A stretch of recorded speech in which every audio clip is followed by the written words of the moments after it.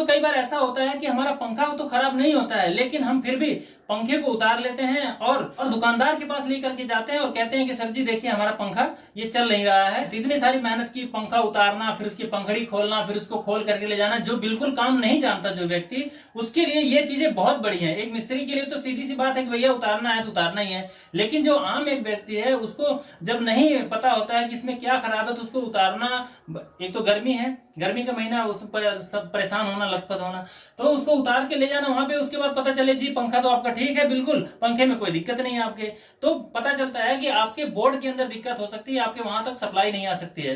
तो इस चीज को आप अपने घर पे चेक कर सकते हैं। कैसे चेक कर सकते हैं, आज मैं आपको बताता हूं कि आपका कैसे पता लगाएंगे कि आखिर आपके पंखा खराब है या आपका बोर्ड के अंदर कोई प्रॉब्लम है, रेगुलेटर में प्रॉब्लम है या आपके स्विच के अंदर प्रॉब्लम है। कैसे पता लगाएंगे, चलिए आइए मैं बताता हूं आपको।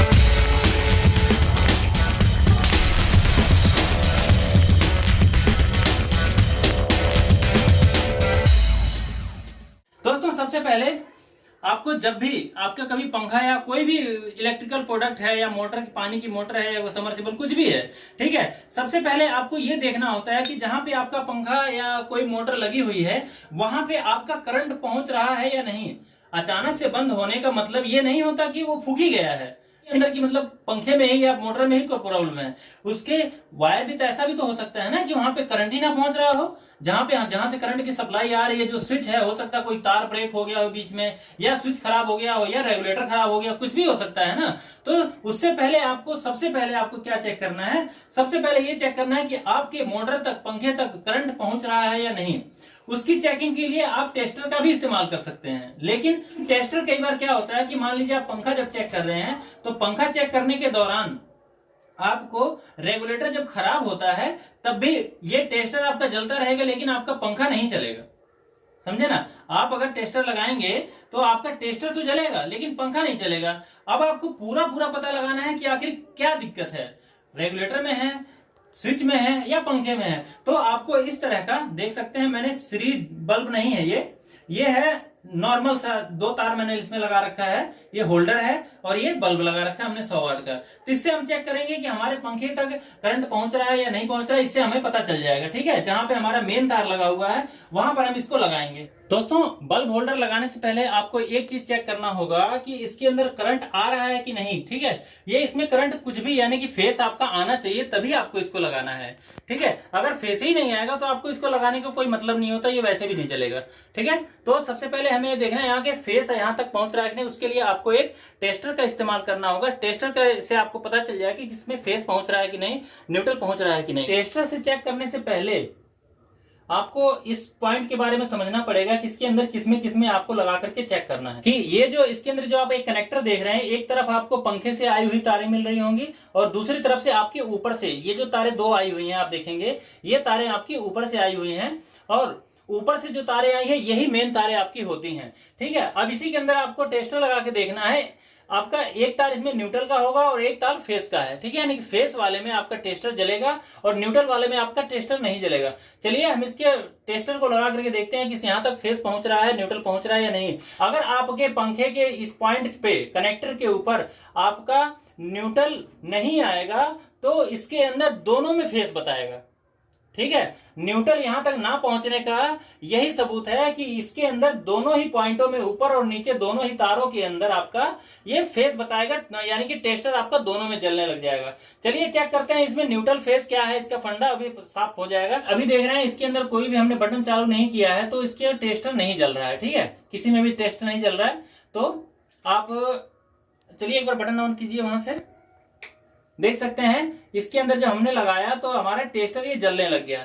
ठीक है, और एक पॉइंट पे हम टेस्टर लगाते हैं तो इस एक में नहीं जलता है, लेकिन एक में लगाते हैं तो जलता है, यानी कि इसके न्यूट्रल और फेस दोनों यहां तक पहुंच रहे हैं। इस पंखे के अंदर ही कोई ना कोई दिक्कत है। तो इस तरह से हमने देखा कि यहाँ पे न्यूट्रल और फेस आ रहे हैं। अब ये कंफर्म करने के लिए कि क्या यहाँ पे पूरी लाइट आ रही है या मतलब कम आ रही है। कई बार रेगुलेटर हमारा खराब होता है और रेगुलेटर यानी कि जिससे हम इसकी स्पीड बढ़ाते हैं पंखे की, वो खराब होता है तो भी न्यूट्रल और फेस तो बताएगा, लेकिन आपका पंखा फिर भी नहीं चलेगा। उसकी कंफर्मेशन के लिए आपको ये सीरीज बल्ब की आपको जरूरत पड़ेगी, इस बल्ब होल्डर की आपको जरूरत पड़ेगी। ठीक है, तो इससे हमें पता चल जाएगा कि क्या यहाँ पे हमारा रेगुलेटर जो लगा हुआ है वो पूरी तरह से काम कर रहा है या नहीं, कि केवल वो थोड़ा सा फेस देता है, थोड़ा सा न्यूट्रल देता है और पंखा चलने भर के वो लाइट नहीं दे पा रहा है यहाँ तक। तो ये चीज आपका इस बल्ब से पता चल जाएगा। अब चलिए इसको लगाते हैं और इसके दोनों ही पॉइंटों में, ठीक है, दोनों ही पॉइंटों में आपको इसको लगाना है इस तरह से। देखिए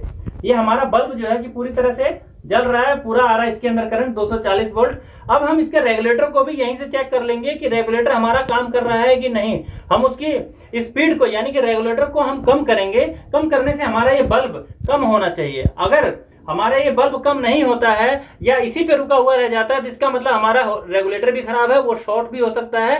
तो इसी से आपका इस बल्ब से ही आपका चेक हो जाएगा। तो हमारा बल्ब की रोशनी आप देखेंगे कि थोड़ी थोड़ी जैसे रेगुलेटर कम करेंगे तो वो कम होने लग जाएगी। चलिए इसको कम करके देखते हैं हम। पहले तार को लगाएंगे, अब उसको रेगुलेटर को कम कीजिए। देखिए कम हो रहा है, और करो, और